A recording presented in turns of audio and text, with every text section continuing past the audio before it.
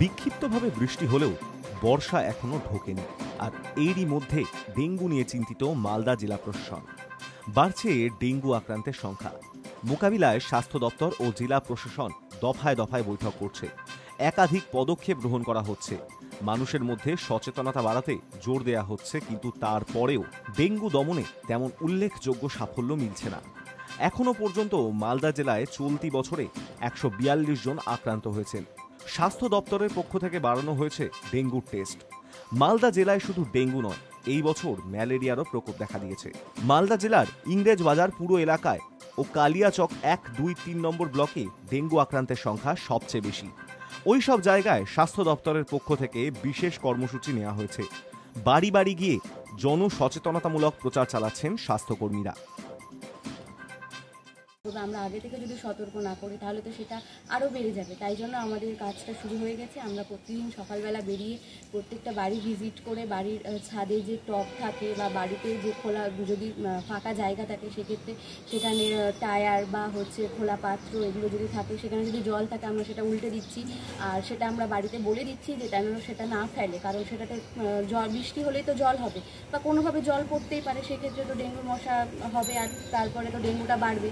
এবার তাই জন্য আমরা সেই ব্যবস্থাটা নিচ্ছি। প্রত্যেকটা বাড়িতে গিয়ে আমরা সেখানে সিগনেচার করাচ্ছি, আর আমরা একটা রিপ্লেটও দিচ্ছি। ওখানে ওনারা সিগনেচার করছে, আমরা সিগনেচার করছি। আর বাড়িতে কজন সদস্য আছে, জ্বর টর হয়েছে কিনা সেগুলো আমরা জানছি। পরিসংখ্যান বলছে পরিযায়ী শ্রমিকদের মধ্যে এই জ্বরের প্রকোপ সবচেয়ে বেশি। এরই মধ্যে লেবার কমিশনের পক্ষ থেকেও এই বিষয়ে পদক্ষেপ করা হয়েছে। যেসব পরিযায়ী শ্রমিকরা বাইরে থেকে আসছেন তাদের বিশেষ স্বাস্থ্য পরীক্ষার ব্যবস্থা করা হচ্ছে। প্রয়োজনে পাঠানো হচ্ছে স্থানীয় মেডিকেল ক্যাম্পে।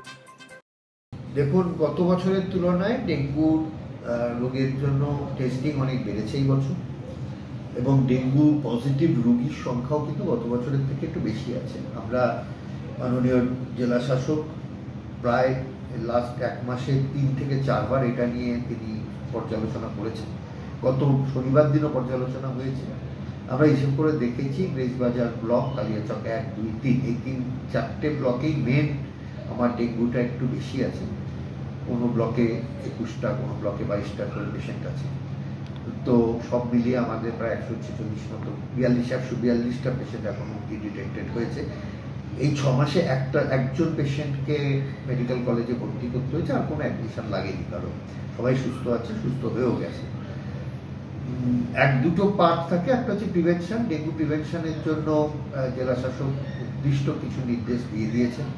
আমাদের গত 1 জুন সমস্ত সরকারি হাসপাতালগুলোতে পরিষ্কার অভিযান হয়েছে, আর আগামী 3-4 দিনের একটি রোস্টার ডিএম স্যার করে দিয়েছেন ভিডিওদের জন্য, যেখানে সমস্ত পাবলিক প্লেস, এমনকি অনেকদিন পর স্কুলগুলো খুলছে, সেই স্কুলগুলো পরিষ্কার রাখা, তাদের ওখানে জল যাতে না জমে, সমস্ত জায়গা পরিষ্কার পরিচ্ছন্নতা সেটা করা হবে।